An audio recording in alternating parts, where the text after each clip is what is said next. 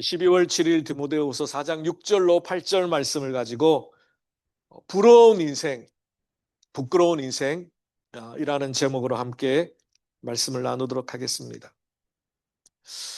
여러분은 어떤 인생이 정말 부러운 인생이라고 생각하십니까? 어떤 인생이 정말 부끄러운 인생이라고 생각하십니까? 우리 현대인들은 SNS에서 다른 사람들을 그들의 삶을 많이 엿보게 됩니다. 예전에 SNS가 그렇게 널리 알려져 있지 않았을 때, 인터넷이 안 됐을 때, 그때는 그렇게 다른 사람들의 모습을 볼 기회가 없죠.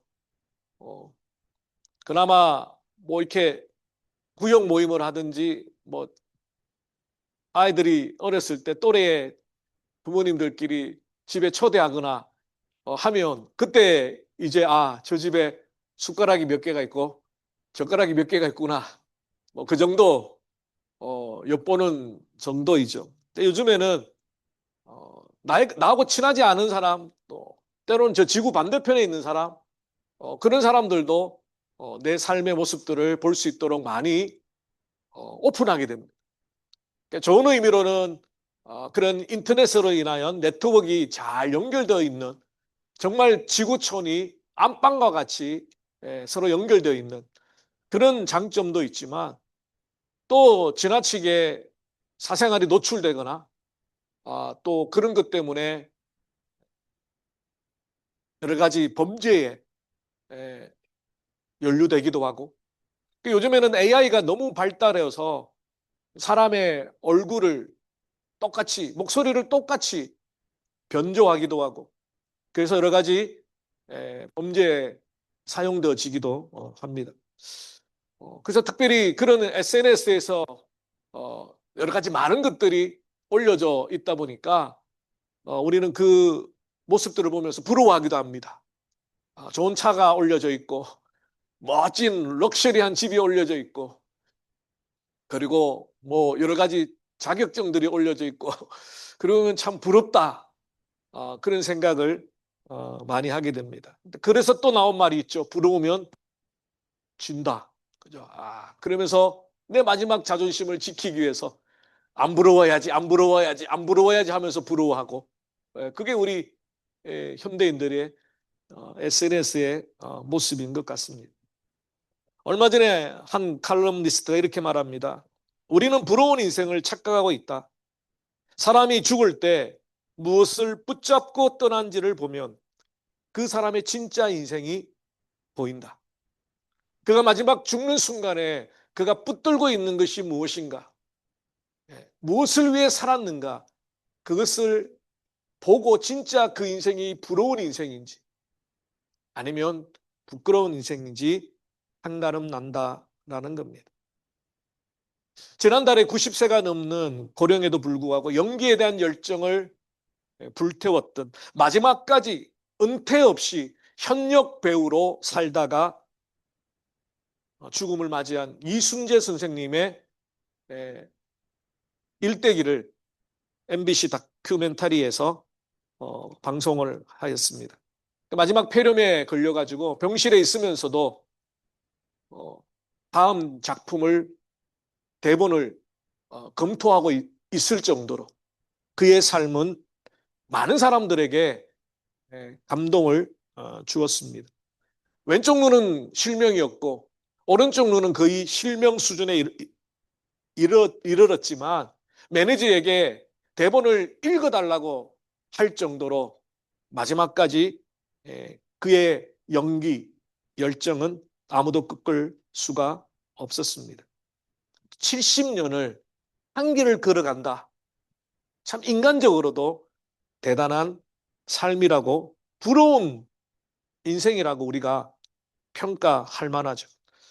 근데 저는 이순재 선생님의 다큐멘터리를 보면서 바울이 떠올랐습니다. 물론 우리가 작년부터 디모데후서를 강해를 하고 있으니까 계속 바울의 이야기들을 지금 우리가 귀에 딱지가 않도록, 머리에 각인이 되도록 바울의 삶을 우리가 보고 있습니다. 그도 마찬가지입니다. 기독교 역사 가운데, 성경의 역사 가운데 자신의 삶을 지금 죽음을 앞에 두고 로마 감옥에서 사형 선고를 받고 이제 곧 죽을 날을 기다리면서도 그는 아무렇지도 않게 덤덤하게 자신의 삶을 회고하고 있습니다. 오늘 본문의 말씀은 바울의 유언과 같은 말씀이기도 하지만 바울이 자신의 삶을 회고하며 자신의 삶을 요약하고 있는 어쩌면 마지막 자기 고백이라고 할 수 있습니다. 여러분은 이 바울의 고백을 읽으면서 참 부러운 인생이라고 생각이 되십니까? 아니면 참 부끄러운 인생이라고 생각이 되십니까? 아마 여러분은 부러우실 거예요. 저도 이렇게 살다가 죽으면 참 좋겠다라는 부러운 마음이 오늘 본문을 묵상하면서 문득문득 제 마음에 올라왔습니다. 죽음 앞에서도 부끄럽지 않고 다시 하나님 앞에 설 날도 부끄럽지 않고 최선을 다하여 후회 없이 삶을 산다는 것 사실 쉽지 않기 때문에 우리가 인생을 10년을 살았든 20년을 살았든 50년을 살았든 60년을 살았든 우리의 삶이 그렇게 녹록지 않다라는 것을 우리는 다 알고 있습니다. 극심한 박해, 네로 황제의 박해 가운데 많은 동력자들이 뿔뿔이 흩어진 상황, 이제 외롭고 힘든 노인의 몸으로 로마 감옥, 지하 감옥에 쓸쓸히 있는 바울의 고백치고는 너무나 힘있고 너무나 소망이 가득 차 있고 여한과 후회가 없는 감격의 고백들이 오늘 본문에 나와 있습니다. 우리도 이런 고백을 지막으로 남기고 하나님 앞에 가면 어떨까? 바울 사도의 반이라도 한번 그렇게 살다가 그렇게 주님 앞에 고백하며 가면 어떨까? 이런 마음으로 함께 말씀을 좀 나누고 싶습니다. 첫 번째로 부러운 인생은요, 올바른 목표를 향해 온전히 쏟아붓는 그런 삶을 살았는 인생이 부러운 인생인 것 같아요. 오늘 6절에 보니까 전제와 같이 내가 벌써 부어지고 나의 떠날 시각이 가까웠다라고 바울의 고백이 기록되어 있습니다. 여기에서 제일 중요한 단어는 이제 부어지다라는 단어입니다. 이거는 그냥 내가 뭔가를 아껴서 쩔쩔쩔쩔 붓는다는 뜻이 아니라 있는 그대로 다 쏟아붓다는 겁니다. 빼고 제끼고가 아니라 그냥 있는 그대로 다. 이 그림이 어디에 나오느냐면요. 예수님 십자가 지시기 바로 전에 향유 옥합을 깨뜨린 여인. 그녀가 그의 삶을 새로 출발하기 위해서 정말 값진 향유를 결혼 지참금으로 모아 두었습니다.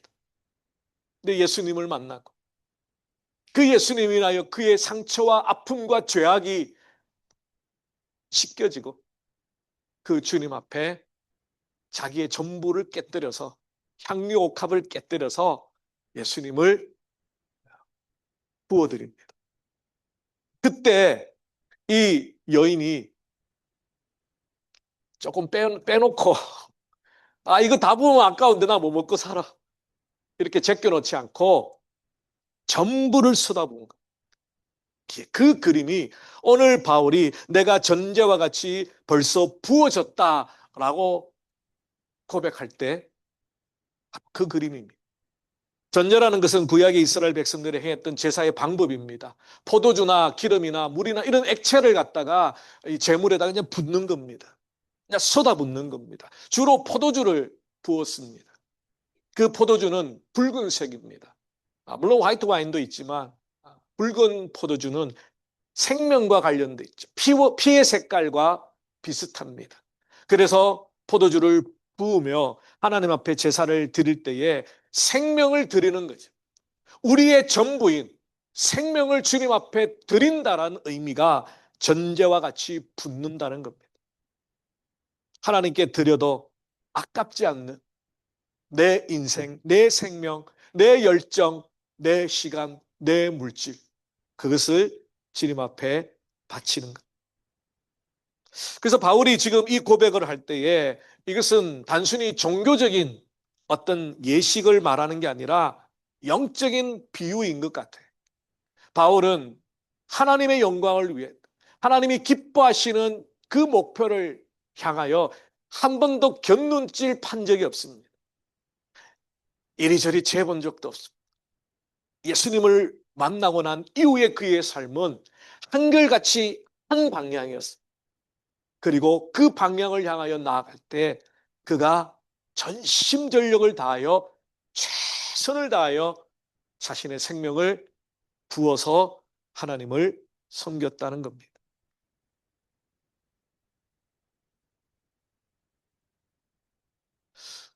여러분의 인생의 목표가 무엇입니까? 10대에는 10대에 맞게, 20대는 20대에 맞게, 30대는 30대에 맞게 나름 인생의 롱텀 플랜을 가지기도 하고요. 또 짧게는 뭐 10년 단위, 또 더 짧게는 우리가 연말이다 보니까 내년에 내가 어떤 목표, 그러니까 보통 이제 우리 믿는 분들은 성경 1도, 늘 목표가 1도,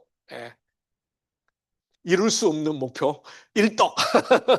그래서 창세기 출애굽기에서 자 이제 내년으로 넘어갑시다. 내년에 또 목표 첫 번째 성경 1도.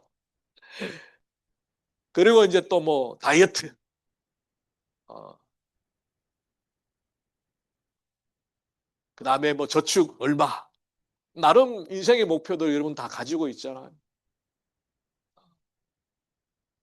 그런 목표가 제대로 된 목표인가? 여러분이 추구하는 그 목표가 하나님과 관련되어 있는 목표인가? 여러분이 추구자 하고 있는 그 최고의 인생의 가치, 여러분의 가치가 영원한 것인가?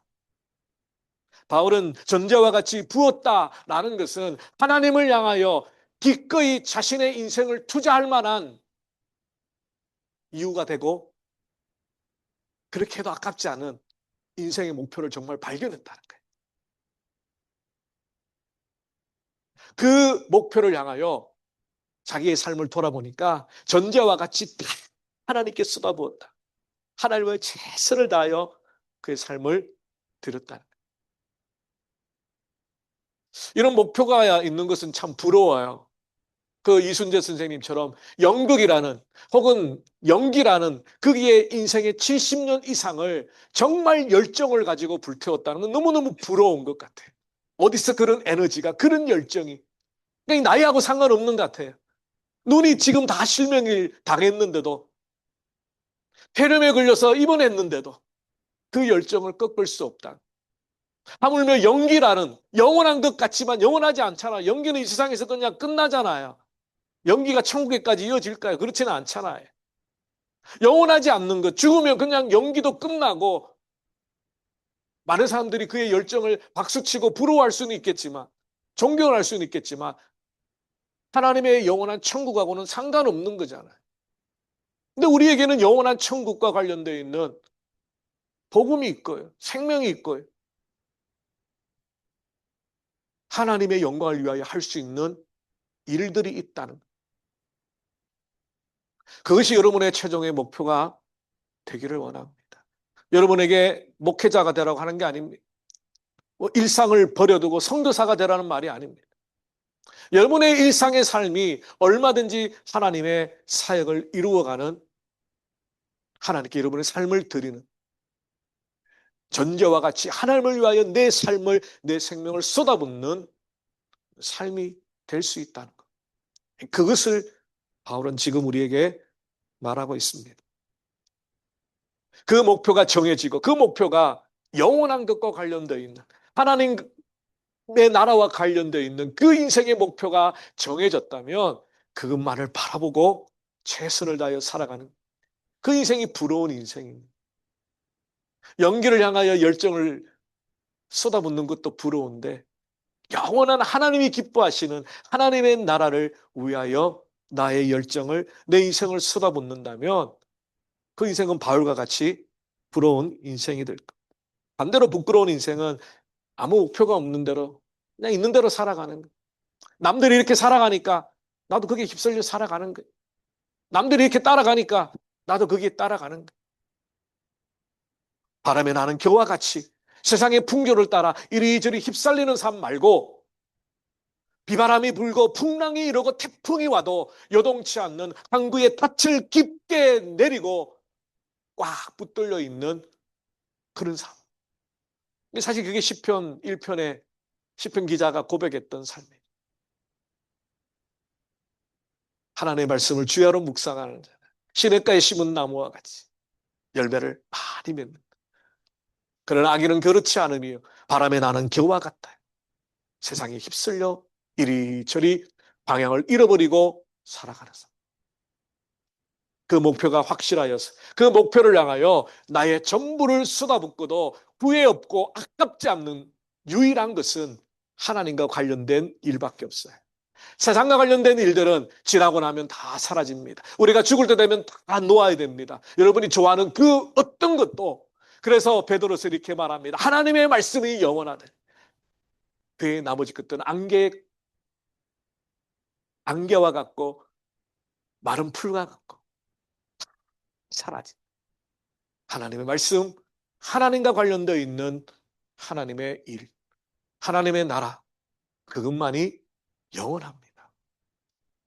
여러분 인생 온 열정을 다하여 쏟아부으신 그 무엇이 있다면 다시 한번 점검해 보시길 바랍니다.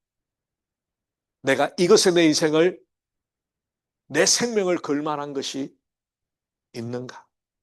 그럴 가치가 있는가? 부러운 인생, 부끄러운 인생은 종이 한 장 차이인 것. 그 목표가 없다면 여러분 그 목표를 하나님 주십시오. 그 목표는 있지만 내 온 열정을 다 쏟아 그렇게 살지 못한다면 하나님 그렇게 살 수 있는 은혜를 주십시오. 그렇게 기도하는 우리가 되기를 원합니다. 두 번째로, 부러운 인생은 포기하지 않고 끝까지 달리는 인생입니다. 7절에 보니까 나는 선한 싸움을 싸우고 달려갈 길을 마치고 믿음을 지켰다. 이렇게 고백합니다. 싸우고 마치고 지켰다. 라는 이 세 가지 동사는 바울의 삶을 엿볼 수 있는 표현입니다. 이 동사의 시제가 완료형입니다. 헬라 성경에서 동사의 시제가 완료형이라는 것은 과거의 행동이 과거에 끝났는 게 아니라, 우리 한글 성경은 과거형으로 되어 있죠. 싸웠다, 마쳤다, 지켰다. 그런데 이것이 과거형으로 끝난 게 아니라 과거의 시점에서 일어난 일이 지금까지 계속해서 유지되는 것. 그런 의미가 바로 완료형 시제입니다. 그러나 바울은 지금 감옥에서 여전히 싸우고 있고요. 여전히 그 달려갈 길을 마치려고 몸부림치고 있고요. 그 감옥 안에서 믿음을 지키려고 애쓰고 있다. 그 삶이 지금도 바울에게 죽기 직전이지만 그럼에도 싸우고 마치고 지키려고 하고 있다는 겁니다. 싸움을 싸우다라는 의미는 두 가지 군사적인 용어이기도 하고요. 스포츠 용어이기도 합니다. 그 시대에 이 단어가 사용되어졌던 전쟁 상황에서 상대편, 원수, 군사들 대적하는 것. 운동에서 박싱과 같이 겨루어서 상대방을 무찌려고 하는 그런 싸움에 이 단어가 사용되어졌습니다. 그런데 이 싸움을 싸우다라는 이 단어의 원어에 우리 한글 성경에 없는 한 가지 개념이 포함되어 있습니다. 이 싸우다라는 단어가 전제하고 있는 어떤 개념이 있다는 거예요. 바로 아고니라는 단어입니다. 이것은 고통을 말합니다. 선한 싸움을 싸운다 할 때 기본적으로 그 싸움에는 어떤 전제가 있냐면 고통이 있다는 겁니다. 고통스럽게 치열하게 싸운다라는 개념이 담겨져 있습니다. 바울의 싸움은 욕심을 위한 싸움이 아니었습니다. 선한 싸움이라고 말하죠. 아름다운 가치가 있는, 하나님이 인정하시는, 하나님이 기뻐하시는 싸움을 싸웁니다. 우리 그리스도인들은 예수님을 믿는 순간에 이미 영적인 싸움, 영적인 전투를 하고 있습니다. 우리 자신과의 싸움이죠. 예수 그리스도를 믿기 전에 옛 사람의 모습으로 자꾸만 돌아가려는 회귀 본능이 있습니다. 죄를 짓고 아무 가책 없이 살았던 예전의 모습으로 우리는 자꾸만 돌아가려고 합니다. 하나님의 말씀 없이 살던 인생이 하나님의 말씀이 기준이 되다 보니까 말씀대로 산다는 것이 얼마나 부담스럽고, 이런 마찬가지잖아요. 우리가 예수 믿기 전에 주일날 이 날씨 좋은 날 이렇게 앉아서 지겨운 설교 이렇게 안 들어도 되잖아요. 근데 예수 믿고 나서, 하나님 믿고 나서는 하나님께 예배하는 것이 얼마나 중요한지, 하나님의 말씀이 내 영혼에 얼마나 중요한 말씀인지 알기 때문에, 깨달았기 때문에 이 바쁜 시간, 이 분주한 시간, 때로는 무슨 말인지 목사님 사투리 팍 해도 앉아 있잖아요.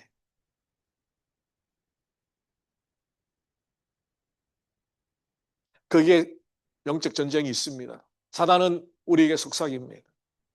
예배 밤에 드려야 돼. 성경 일독 내년에 하면 되지. 너무 기독교에 미치면 안 돼. 적당히 신앙생활, 교회 봉사도, 교회 헌신도, 복음 전하는 것도 그냥 적당히.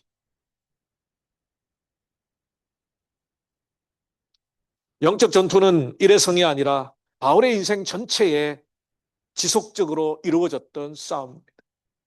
그래서 바울은 날마다 자기 욕심을 십자가에 못 박고 예수 그리스도를 의지하며 살려고 몸부림쳤고, 날마다 영적 전쟁 가운데 복음을 방해하는 유대인들과 싸우며 도망가며 돌에 맞으며 그렇게 복음을 지켜내려고 싸웠습니다. 우리 삶도 마찬가지입니다. 죄와의 싸움이 필요하죠. 게으름과의 싸움이 필요합니다. 나 자신과의 싸움, 세상의 욕심과 유혹을 따라 살고자 하는 그런 마음들과 우리는 싸워야 되고요. 적당히 세상과 타협하려고 하는 유혹과 싸워야 합니다. 수많은 싸움이, 우리는 군사와 같은 싸움을 지금도 싸우고 있습니다. 부러운 인생은 싸우다가 지치더라도, 쓰러지더라도, 상처투성이더라도 끝까지 싸우는 것. 옳은 싸움을 싸우는 인생, 부러운 인생입니다. 옳은 싸움을 포기하는 인생은 부러운 인생입니다. 바울의 삶은 평생 전쟁통에 있는 것 같은 영적 긴장감을 가지고 자신과 싸웠고, 영적 대적 사단 마귀와 싸우며 살아갔던 삶이었습니다. 또한 두 번째로 보면 달려갈 길을 마쳤다라는 표현하죠. 내가 달려갈 길을 열심히 마라톤 경기를 생각하시면 됩니다. 열심히 달려가는 그 마지막 결승점에 이젠 코앞에 있는 거예요. 얼마 전에 그 유튜브를 보니까 어떤 한 선수가 한 바퀴를 아직 덜 돌았는데 자기가 1등이라고 와 결승전에서 좋아라 하다가 다른 선수에게 빼앗겨서 2등을 했더라고요. 눈앞에 바로 앞에 결승점이 있는데 아직 한 바퀴가 덜 돌았다는 거죠.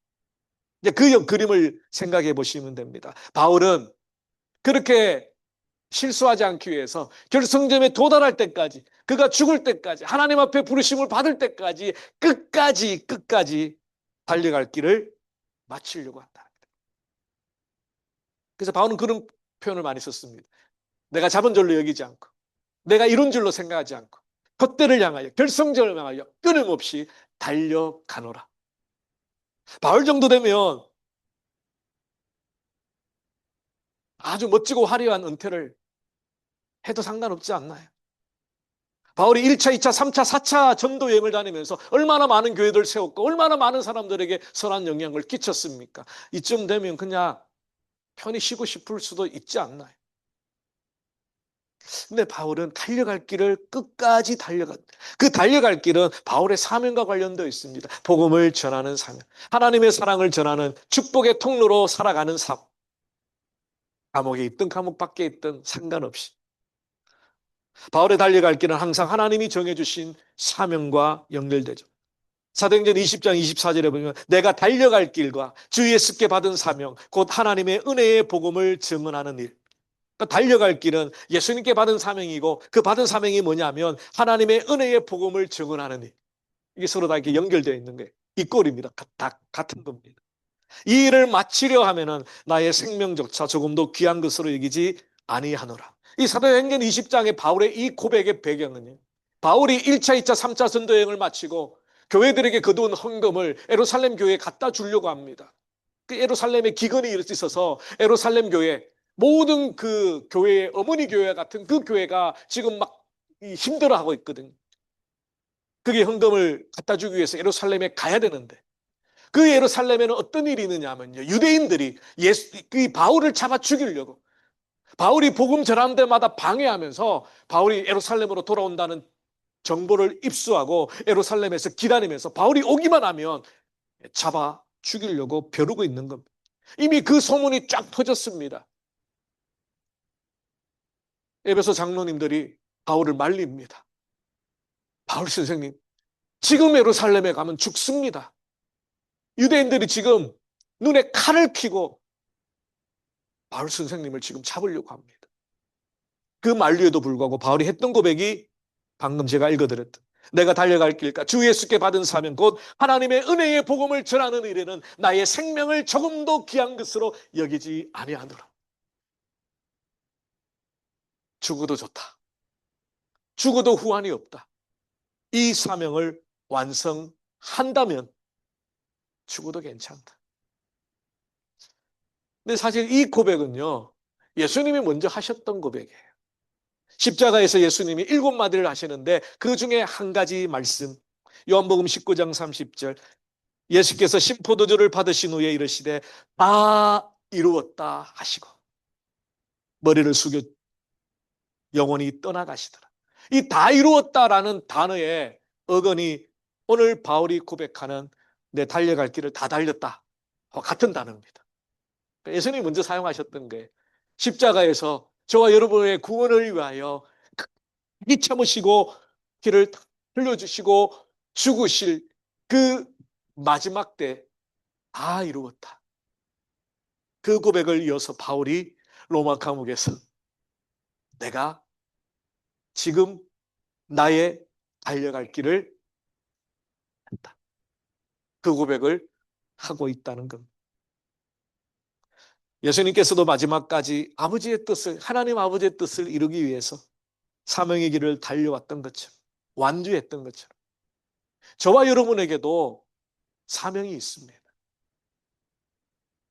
목회자들에게만, 선교사들에게만 사명이 있는 게 아니라 이 땅에 하나님이 보내신 모든 인생, 특별히 하나님을 만나고 구원 얻은 하나님의 백성들의 삶은 사명이 없는 인생이 없어요. 하나님께서 여러분을 통하여 뭔가를 하시기를 원하고 여러분의 일상을 통하여 영광을 받으시기를 원하는 그 삶이 바로 우리의 사명이죠.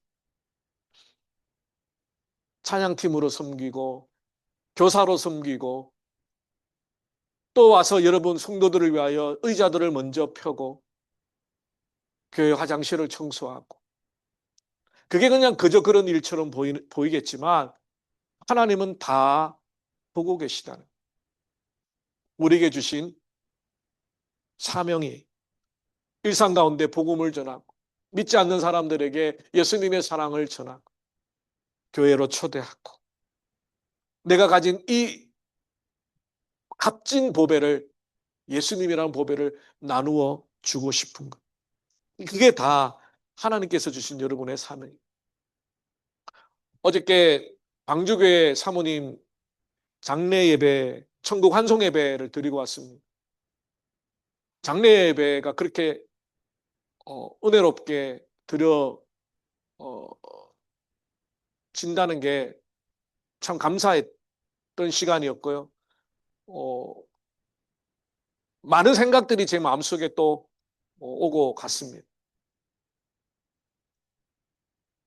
정말 사역을 열심히 하셨고 잘하셨고 많은 사람들에게 선한 영향력을 끼치셨던 그분의 삶, 이제 50이 간 넘으신 앞으로 사역할 일들이 많은 그 사모님을 하나님이 왜 데려가셨을까? 또 인간적으로 생각할 때는 하나님께도 손해인 것 같아요. 그런데 하나님은 정확한 때에 사모님을 데려가셨다는 거예요.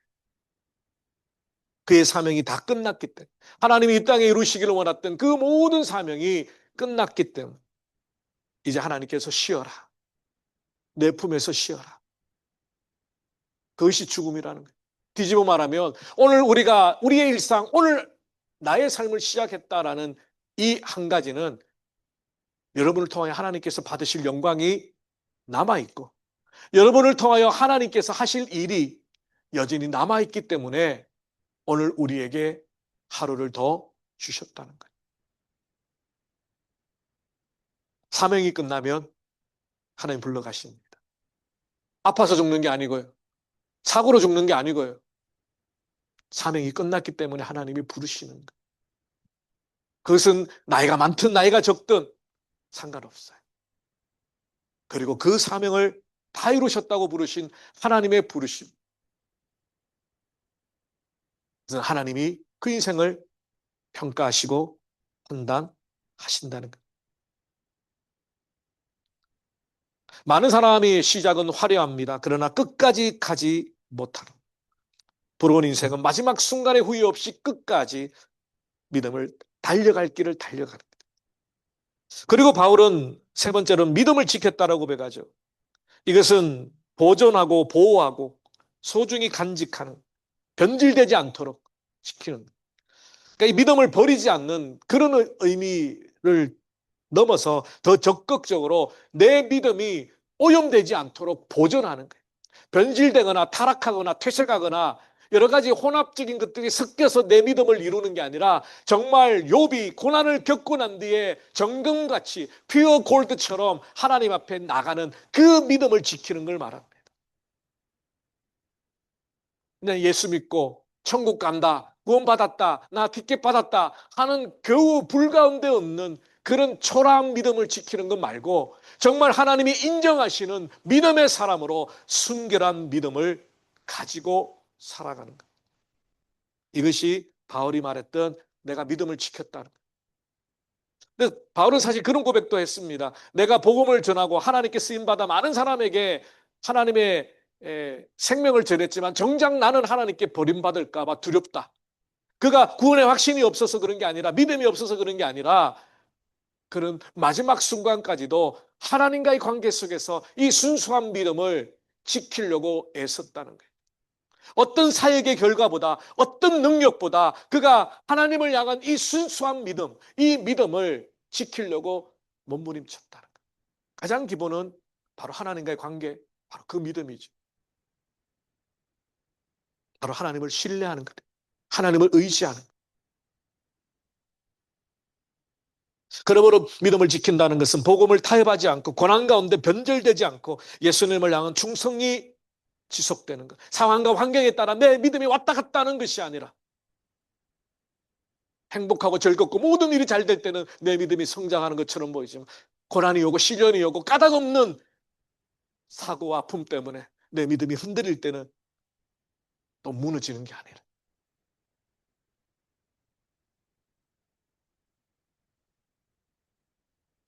세 번째로 마지막 부러운 인생은 하늘의 상을 바라보는 인생. 8절에 보니까 이제부로는 나를 위하여 의의 면류관이 예비되었으므로 주 곧 의로우신 재판장이 그날에 내게 주실 것이요 내게만 아니라 주의 나타나심을 사모하는 모든 자에게니라. 의의 면류관은 로마 경기장의 또 그림입니다. 마지막 월계관을 쓰고 승리관을 쓰고 축하받는 그 모습. 사실 그 그림이 어디에서 나오냐면 히브리스에서 나옵니다. 사도행전에 스데반 집사가 순교당할 때 보좌 우편에 서신 예수님의 환상을 바라봅니다.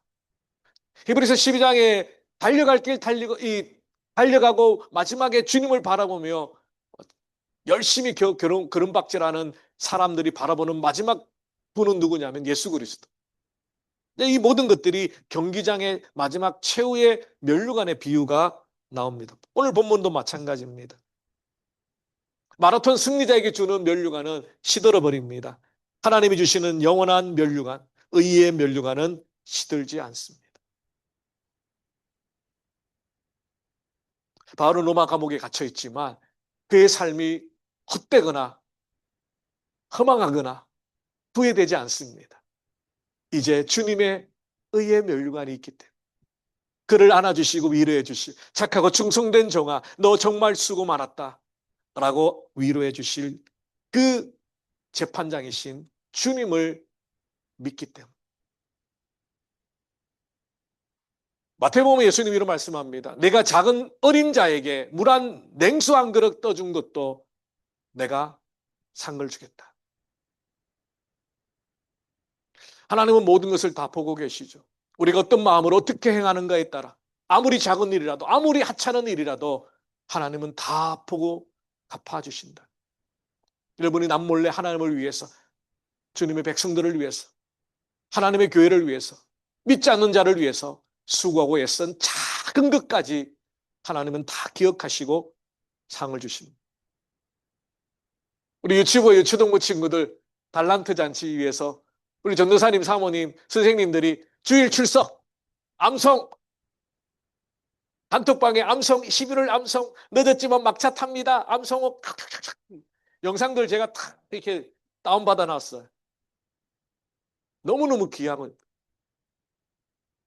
그 모든 달란트들을 다 기록해 놓았잖아요. 오늘 그래서 이제 전도사님하고 사모님이 너 몇 달란트 몇 달란트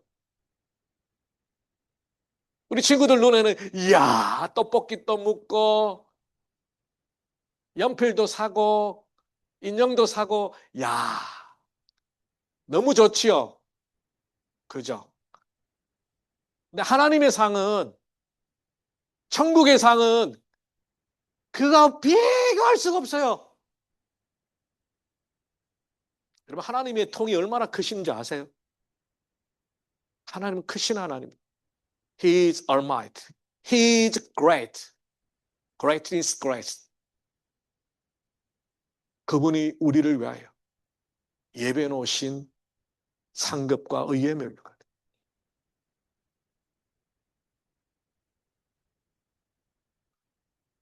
말씀을 정리하겠습니다. 사랑하는 성도 여러분, 우리의 인생이 부끄러운 인생이 되지 않기 위해서 선택해야 할 것이 있습니다. 부끄러운 인생을 살 거냐, 부러운 인생을 살 거냐, 우리의 선택에 달려 있어요. 목적과 방향 없는 인생은 결국 부끄럽게 됩니다. 하나님 없이 사는 인생은 아무리 잘 살아도 끝에 후회하게 됩니다. 믿음을 잠시 놓는 인생, 결국 남는 것이 없는 인생이 됩니다. 진짜 부러운 인생이 되기 위해서 하나님께 내 삶을 기꺼이 부어드리는 결단이 필요하고요. 신앙의 경주를 완주하는 인내가 필요합니다.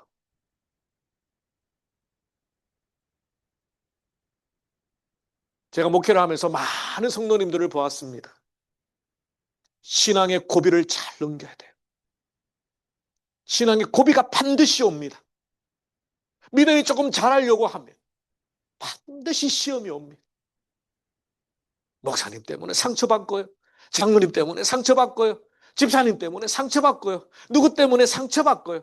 그렇게 상처받고 신앙생활 중도에 포기한 성도들이 너무너무 많아요. 그 고비를 잘 넘기셔야 돼요. 인내가 필요합니다. 하나님만 바라보시. 물론 믿음이 약한 사람들은 초신자들은 하나님이 보이지 않기 때문에 먼저 믿는 우리를 보고 앞에서 이렇게 말씀을 전하는 목사를 보고 하나님을 어렴풋이 보는 그 신앙으로 출발합니다. 그래서 신앙의 연륜이 있는 사람, 마이크 많이 잡고 있는 사람, 신앙의 본을 잘 보여야 돼요. 혹시 내 말이, 내 행동이 상처 주지 않을까? 초신자들에게. 이제 처음 예수 믿으려고 오는 귀한, 천하보다 귀한 그 한 영. 그래서 예수님이 참 무서운 말씀하셨잖아요. 한 영혼을 실족해 하면 네 목에 연자 맷돌을 메고 바다에 던지겠다. 조심해라. 먼저 믿는다고, 신앙 좋다고, 직분 있다고 까불지 마라. 너가 한 영혼을 실족하게 할 수도 있다. 참 무서운 말씀이죠. 그래서 우리가 먼저 믿는 우리, 신앙의 연륜이 있는 우리가 더 조심하고 더 경건하고 더 거룩하고 더 진실하게 살아야 돼요. 여러분 인생의 경주를 다 마칠 때 어떤 고백을 하고 싶습니까? 많은 사람들이 여러분의 인생을 참 부러운 인생이다, 아니면 부끄러운 인생이다. 사람의 판단도 중요하지만 하나님의 판단이 더 중요해요. 세상적으로는 볼품없지만, 세상적으로는 부끄러울 수도 있지만 하나님이 인정해 주시는. 바울은 지금 감옥에서 부끄러운 인생처럼 보이지만 전까지 아니에요. 사형선고를 받았으니까 엄청난 중범죄자 아니에요. 사람들은 손가락질하고 범죄자라고 하고 낙인을 찍지만 그의 마지막 고백, 하나님 앞에 내가 기꺼이 나갑니다. 저와 여러분의 마지막 고백이 바울의 고백이 되기를 주님의 이름으로 축원합니다. 기도하겠습니다. 살아계신 주님 감사합니다. 우리보다 앞서 하나님을 믿었고 우리보다 더 열정적으로 하나님을 섬겼고 자신의 삶을 쏟아부었던 바울이라는 한 사람의 인생을, 그리고 그의 마지막 고백을 묵상했습니다. 주님, 우리는 누구나 다 죽습니다. 언젠가는 하나님 앞에 서게 됩니다. 내 인생의 삶을 결산할 때가 반드시 오게 됩니다. 하나님, 부끄러운 인생으로 주님 앞에 서게 될 것인지, 부러운 인생으로 서게 될 것인지, 하나님이 인정하는 인생으로 서게 될 것인지, 주님, 우리의 삶이 얼마가 남았는지 모르겠지만 주님 부르실 그날 때까지 선한 싸움 싸우고 달려갈 길 다 달리고 믿음 지키며 우리에게 주실 의의 면류관 바라보며 주님 잘 살았노라 고백하는 우리 모두가 되게 하여 주시옵소서. 감사하고 예수 그리스도 이름으로 기도 올리옵나이다. 아멘.